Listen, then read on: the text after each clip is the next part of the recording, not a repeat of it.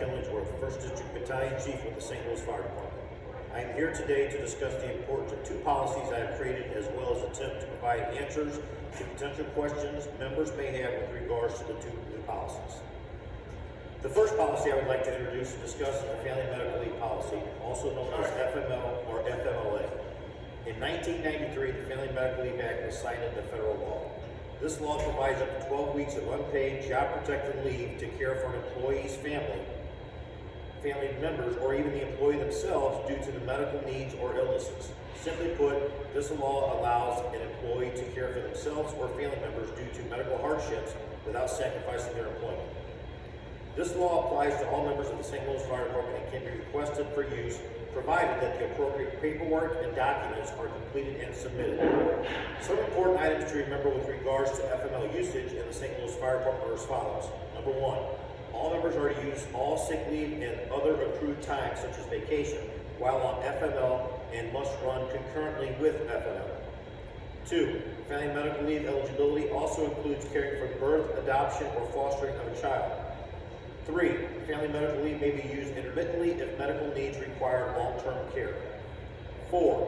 While on FML, members are still required to follow all fire department absence notification policies. Members must also make an attempt to notify in advance of scheduled appointments. 5. Members must give at least 30 days advance notice of the need for FML if it is foreseeable. 6. If a member is unable to give notice of the need for FML, an immediate family member is permitted to do so on the member's behalf. 7.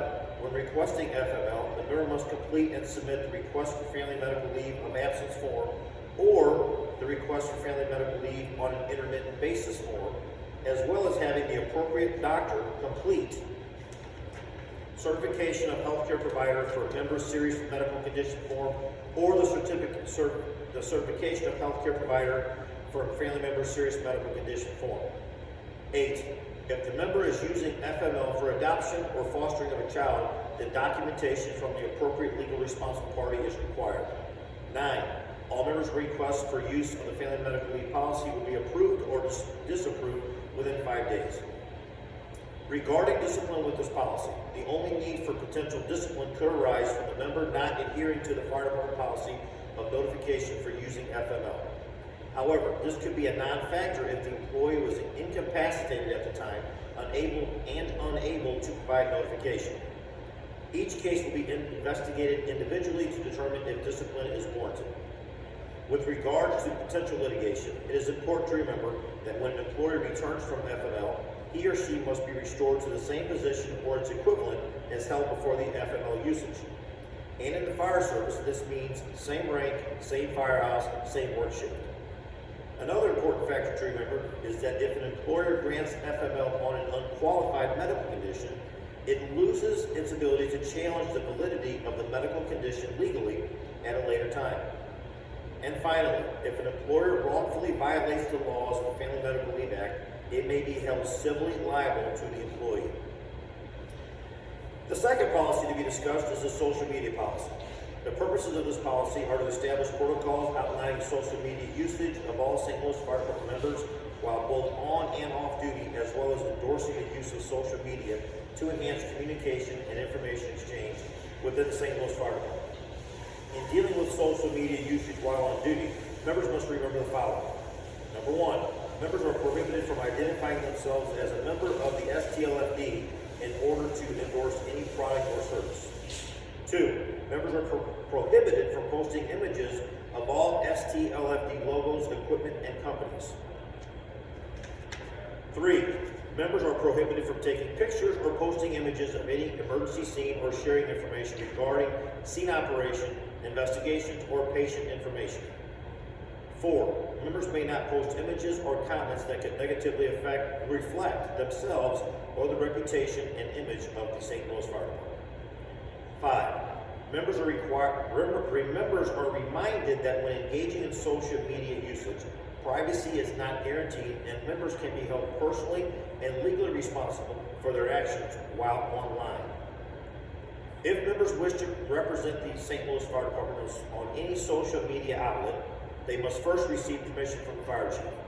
If representation is granted, members must remember the following. Number 1, members must adhere to all applicable laws and STLFD policies, as well as conduct themselves in a manner that looks favorable on themselves and the St. Louis Fire Department. 2, members shall not discuss personal matters, investigations, and operational matters. 3, members shall not disseminate confidential information without fire chief approval. 4, members shall not conduct political activities or personal business while representing the St. Louis Fire Department on social media. With regards to those members who violate this policy, discipline can vary depending upon the seriousness of the offense.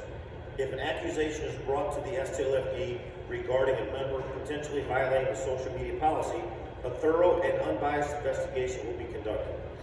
If the investigation shows a violation of policy, the offending member will be given a hearing date in front of a disciplinary hearing board where he or she will have the ability to defend themselves.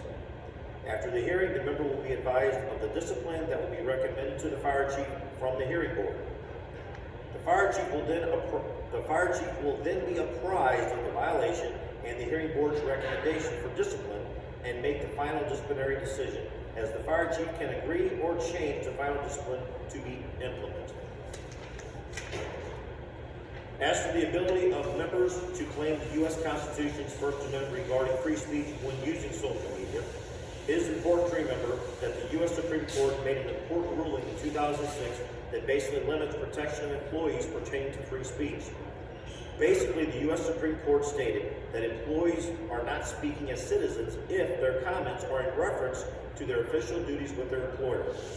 Therefore, their speech is limited, and the First Amendment does not protect them from discipline if the employer feels the employee has violated certain policies. The court stated that government employers need a significant degree of control over their employees' words and actions. Without it, there would be little chance for efficient provision of public service. Thank you.